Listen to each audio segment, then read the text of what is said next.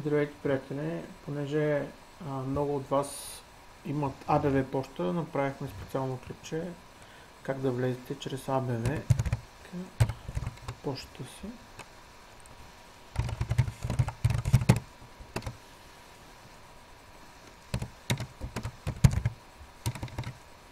Така, записваме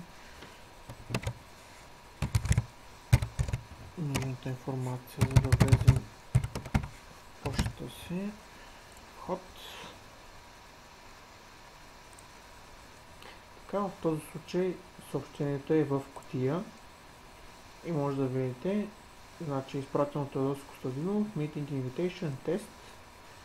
Така, същия ред тракаме върху съобщението. Кликаме върху линка Please join here to join the meeting. Please click here to join the meeting. Извинявайте. Така. Даваме напред. Както преди малко казах, име. Така, откъде сте? И вашия имейл.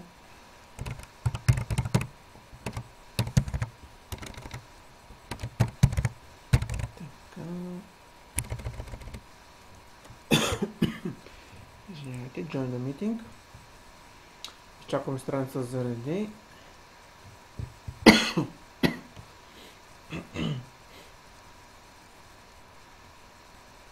Така. Пак използваме опцията Use My Computer. Това ще рече, че използвате микрофона и тон колоните към вашия компютър. Така, отново виждаме насоки как да получим максимално добър резултат, т.е. как да чуваме по-добре. Така, даваме Allow.